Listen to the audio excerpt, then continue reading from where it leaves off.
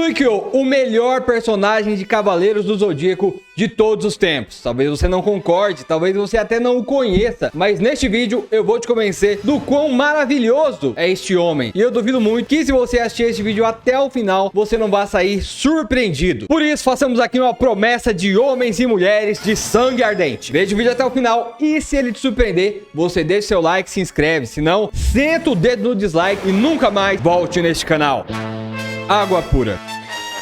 Ao criar um personagem, Sensei Kurumada Masami Sensei sempre busca transmitir um significado já logo a partir de seu nome, coisa que acaba se perdendo para nós brasileirinhos que não falamos e nem lemos o japonês. Pelo menos a gente não tá nos Estados Unidos, onde o wiki chama Nero. Aproveitando, vamos pegar o wiki de exemplo. Conforme dito pelo próprio autor, no volume 3 da revista Jump Gold Selection, em abril de 1989, ele recebeu esse nome por ter sido criado para ser o mais poderoso entre os personagens do início da obra. Em tradução literal, o nome dele significaria brilhante, sendo aquele com o maior brilho entre os 10 Cavaleiros de Bronze da Guerra Galáctica. Já o significado do nome do seu irmão, Shun, seria cintilante, assim como as estrelas que piscam ao olharmos para elas no céu noturno. Segundo o mestre do traço brutal, isso se deve ao fato de Shun ter mais dado ao sentimentalismo, o que pode ser relacionado às personalidades de ambos, e que é sempre intenso como a chama que não se apaga e queima sempre em seu máximo. Já Shun é capaz de brilhar intensamente, porém seu brilho não é constante, já que sua própria personalidade faz com que ele se contenha a maior parte do tempo. Existem vários outros exemplos, porém escolhi esses dois por serem irmãos e existirem vários paralelos entre Ikki e Suikyo, assim como veremos ao longo deste vídeo. O irmãozinho de Suikyo se chama Suisho, que em tradução livre seria algo como água limpa, água cristalina, água pura, e essa pureza pode ser uma representação da vida breve que ele teve. Suisho morreu de uma doença grave ainda em sua infância, preservando eternamente a pureza de uma criança em sua mente e espírito. Já a água faz referência tanto ao nome quanto aos poderes de seu irmão, já que Suikyo, apesar de ser um usuário de golpes gélidos, não utiliza exatamente os mesmos princípios das técnicas de Camus. Em sua luta contra Yoga, aprendemos que Camus e seus discípulos desaceleram os átomos ao executar suas técnicas, tendo zero absoluto a paralisação total deles a menos 273,15 graus Celsius. Porém, no combate entre Suikyo e Ox de Touro em Next Dimension, é explicado que no caso dele é gerado um roda-moinho a partir da umidade presente na atmosfera, que pode ser usado tanto para defesa, criando uma espécie de barreira, quanto para o ataque, cristalizando as partículas de água em forma de lanças perfurantes e atirando-as contra o inimigo em alta velocidade. O nome dessa técnica é Lanças de Gelo da Lótus Branca, sendo a Lótus uma flor repleta de simbologias em várias culturas e religiões, como o budismo, por exemplo, e a branca em específico representa o espírito, a mente e a pureza, que pode se tratar de uma homenagem a seu parecido irmão Suisho. Toda essa metáfora com água ainda pode ser estendida ao espectro de Gárgula, que aparece enquanto Suisho estava adoecido e também após sua morte, para convidar Suikyo a tornar-se um espectro e servir a Hades em troca de poupar a alma de seu irmão das torturas do inferno. Originalmente, as gárgulas eram usadas em templos sagrados como parte do sistema de drenagem de águas das chuvas. Elas eram distribuídas sobre essas construções para que as águas não ficassem acumuladas no teto nem escorressem pelas paredes do templo. O próprio nome gárgula vem de gargalo ou garganta, que por acaso era justamente por onde ficava o buraco por onde saía a água da estátua. Então, uma possível interpretação seria de que o espectro de gárgula seria aquele que vem para escoar a água do templo sagrado de Atena e jogá-la ao submundo, aos pés de Pandora e Hades. Caso você não tenha entendido, o Suikyo é a água. Mais do que isso, ele é literalmente o espelho d'água.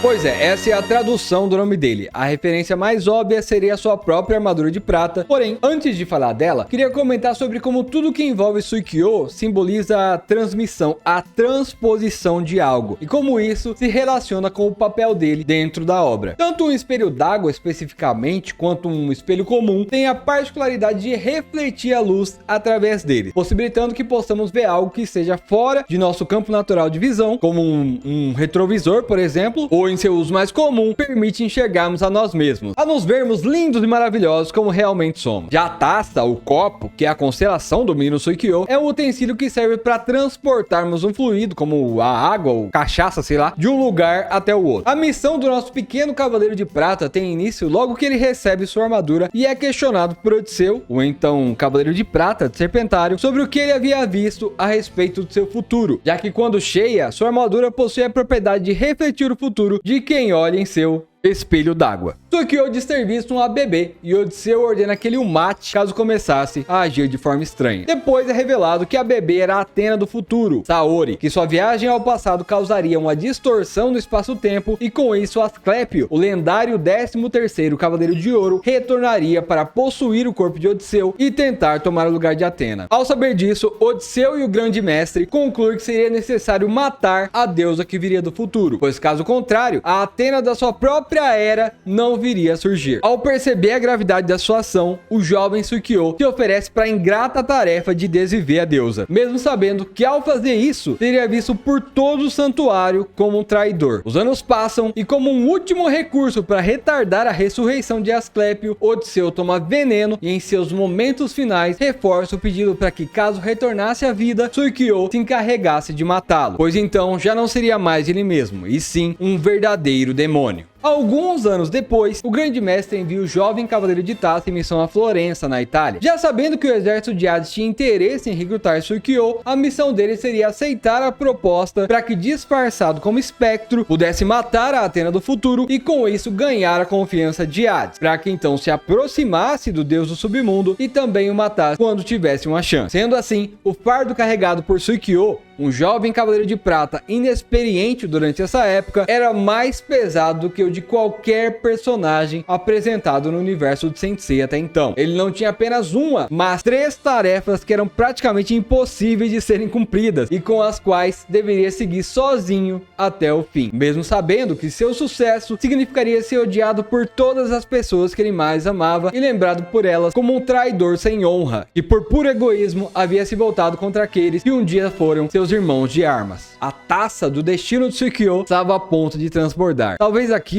fosse demais, tanto para ele quanto para qualquer um naquele santuário. E é então que em seu caminho surgem Tema e Alone. O primeiro, um ladrãozinho que tentava sobreviver a qualquer custo, e o segundo, alguém tão gentil que seria capaz de sacrificar a si mesmo para poupar quem claramente havia tentado lhe fazer mal. Esse encontro inesperado com o Pégaso e o receptáculo de Hades de sua era permitiria a Suikyo transmitir a vontade de Odisseu adiante, treinando o Tema como um verdadeiro cavaleiro e deixando em suas mãos a armadura de prata de Taça, como quem entrega um santo graal, assim como nas lendas arturianas. Porém aqui, o objeto significaria também o legado de trazer a paz a todo o universo, impedindo seu colapso, já que junto a ela, Tema também recebe a armadura de Pégaso e a missão de usá-la caso encontrasse um inimigo que se parecesse com um demônio. Não por acaso, a mesma descrição que Odisseu fizera de Asclépio em seu leito de morte. Suikyo morre na casa de Libra, lutando até seu último instante, tal qual havia aconselhado Tema a fazer. Porém, sua morte não significou uma falha em sua missão de derrotar Hades ou Asclépio. Assim como um espelho d'água ou como uma taça, o cavaleiro usou sua vida como um meio para transmitir a vontade de Odisseu adiante, e com isso Tema foi capaz de salvar Sasha, a Athena de sua era, e atirar a flecha derradeira que culminaria na derrota do demônio que ele havia se comprometido a derrotar.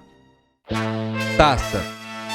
Como já dito, a armadura de Taça possui a propriedade de refletir o futuro de quem olhar no espelho d'água que se forma ao enchê-la. Além disso, essa armadura também possui a propriedade de curar aqueles que bebem da água posta em seu interior. Essas habilidades não parecem ter sido escolhidas ao acaso, já que uma das origens mais populares para a constelação seria uma taça pertencente ao deus Apolo, que foi carregada por um corvo a pedido dele para lhe buscar água. Contudo, o corvo acabou demorando demais por encontrar uma figueira e resolver forrar o bucho antes de voltar. Para justificar o atraso, o passarinho resolveu levar também uma serpente para dizer pro Apolo que era culpa dela o motivo da demora. Puto da cara pelo jubileu tentar ludibriá-lo, Apolo transformou o bicho na constelação de Corvo, a taça na constelação de Taça, e deixou a serpente próxima a eles na forma da constelação de Hidra, vigiando para que o corvo, como castigo, nunca mais pudesse beber água. É engraçado que essa lenda envolve o Ichi e o Jamian. Só gente bonita. Enfim, o ponto que eu queria chegar é que a taça originalmente pertencia a Apolo, que além de ser o deus do sol, também era conhecido como o deus da medicina e da profecia, o que se encaixa perfeitamente com as habilidades da armadura. Mas, apesar de essa ser uma das armaduras mais interessantes e originais criadas nos últimos anos, nas últimas décadas, quase não chegamos a ver Suikyo vestindo, pois na maior parte do tempo ele aparece como Garuda, um passarinho lendário com um corpo que brilha que nem fogo. Fênix? Nada disso. A Garuda tá presente em várias mitologias, como na hindu e na budista. E diferente da Fênix, ela seria antropomórfica. Ela parece gente. Tem cabeça de gente, tem braço de gente, mas não é gente não. Garudas são consideradas inimigas naturais da serpente. Isso porque o mito diz que sua mãe perdeu uma aposta pra mãe das Nagas. E também são criaturas mitológicas com aparência de serpente. E desde então foi aprisionada por ela. Com a intenção de libertar sua mãe, Garuda aceita a missão de trazer às Nagas a água da imortalidade. Para isso, ela precisou enfrentar vários deuses e 2 dragões, até finalmente consegui-la. Porém, antes que as Nagas pudessem tomar a água e tornarem-se imortais, os deuses a pegaram de volta. Aqui eu só queria mesmo salientar algumas coisas que, claro, podem ser só coincidências. Todo esse vídeo é a minha interpretação baseada em referências utilizadas na obra. Porém, é muito interessante a escolha da súplice de Garuda, o inimigo das serpentes, para aquele que tinha como missão destruir Serpentário, o portador da serpente. O que mais uma vez reforça a predestinação das estrelas, que é apresentada lá no mangá e anime clássicos e que tem como base a própria mitologia grega, onde o herói muitas vezes tenta lutar contra um destino que já está traçado desde o começo. Suikyo não escolhe a Garuda, apesar de ela ser a mais apropriada à sua missão. Ao invés disso, é ela quem o escolhe. E esse paralelo com Fênix, que eu brinquei agora há pouco, já tinha sido feito lá no clássico também, quando Kurumada coloca a Ikki para derrotar o Ayako, sendo ambos aves de fogo e ambos tendo um ataque físico e um mental. Já em Next Dimension, Ikki é o primeiro dos protagonistas originais a enfrentar Suikyo, e assim como ele, o Fênix também já foi o cara bom que passou pro lado mal por motivos desconhecidos para seus antigos companheiros. Ikki, por conta do ódio por seu pai, seus irmãos e por tudo que passou nas mãos de seu mestre durante o treinamento, e Suikyo por sua promessa de matar Asclepio, Athena e Hades. O fato de existirem 2 dragões no mito original de Garuda também é algo curioso. Porém, apesar de termos sim 2 dragões em Next Dimension, Suikyo enfrenta apenas Doku e acaba morrendo nas mãos dele. Diferente da Garuda mitológica, que sai vitoriosa na luta contra os 2 calambos. O equivalente japonês a Garuda seria Karura, o que inclusive é o motivo pro Leiga do Shurato aqui no Brasil ficar conhecido como Rei Carla, tendo uma possível confusão com a pronúncia de Karura. Karura, realmente não é muito fácil falar não, viu? No episódio 22 do remake de Gegege no Kitaro, enfurecido, o yokai assustador Gyuki, Karura é mostrado como o guardião responsável por selar o yokai Gyuki, um monstro com cabeça de boi e um corpo com várias patas, como um aranha ou um caranguejo. Esse yokai foi a referência pro 8 caudas de Naruto e também pra Akuma no Mi de Saturn em One Piece. Porém, eu só tô citando ele aqui porque um outro nome que Gyuki recebe é justamente o Shi-Oni, que fica assim por causa da pronúncia japonesa. Na verdade, seria Ox-Oni, ou Demônio Boi, Demônio Touro. E quem é justamente o Cavaleiro de Ouro que Garuda derrota ao subir as 12 casas? Ele mesmo, Ox de Touro. Aí você pode dizer que isso não tem nada a ver e que é normal o Cavaleiro de Touro ser derrotado logo no começo. Mas, sinceramente, isso fez eu achar a escolha do nome do Ox bem melhor. Talvez até melhor que Aldebaran, que é só uma estrela da constelação de Touro. Mas talvez não tão boa quanto a Estrela Celeste do Heroísmo. Essa aqui é uma escolha que antecede a existência do Suikyo. A escolha da Estrela do Heroísmo ou da Valentia, dependendo da tradução, é provavelmente relacionada à figura da própria Garuda, que é uma entidade que costuma ser descrita como benevolente e justa, apesar de feroz e violenta. Porém, ao ser associado ao cavaleiro, o heroísmo passa a refletir perfeitamente a índole de Suikyo, sendo ele o arquétipo perfeito do herói clássico, que é aquele que vive e morre em busca da honra. Ao orar a Athena Atena pela vida de seu irmão, Suikyo não obtém resposta e é confrontado pelo espectro de Hades, que oferece a ele uma saída. Caso o cavaleiro aceitasse servir ao deus do submundo, a alma de seu irmão seria poupada das torturas do inferno. Mesmo amando seu irmão e tendo ele como sua única família, a honra de Suikyo não permite que ele se corrompa. Aquela provavelmente era uma promessa vazia, mas mesmo que não fosse, ele não poderia abrir mão de tudo aquilo que acreditava ser o certo em nome de um mero ganho pessoal. Em seu primeiro encontro com Tema, ele o repreende por ser um bandido, mas ao ver a clemência de Alone, percebe que a gentileza acabaria ensinando mais aqueles dois do que a punição. Sensei é muito sobre isso, sobre como a força sem gentileza, sem propósito, não possui valor algum. No livro Sem Falar Sobre a Vida, de agosto de 2004, temos algumas citações de Kurumada que nos ajudam a entender a visão de mundo do autor. E uma delas em particular me chamou bastante atenção. Vou ler aqui pra você. Há pessoas que gostam de dar o melhor de si, como os punks. Também existem pessoas que estudaram muito para no fim de tudo receberem um salário miserável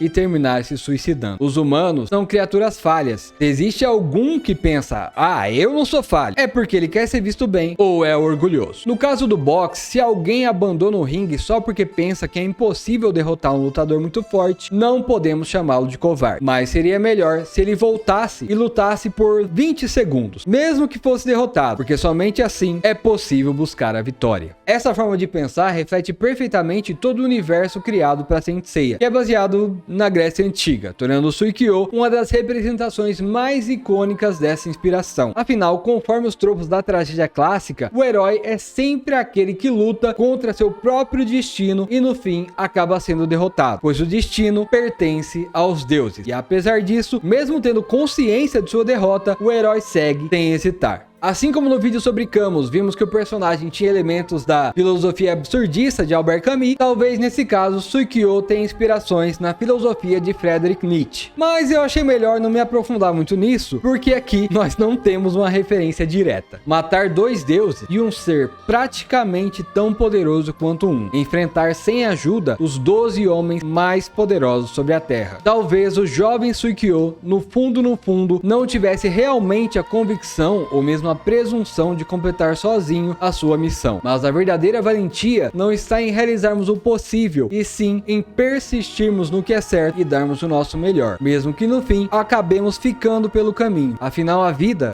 é feita somente de despedidas.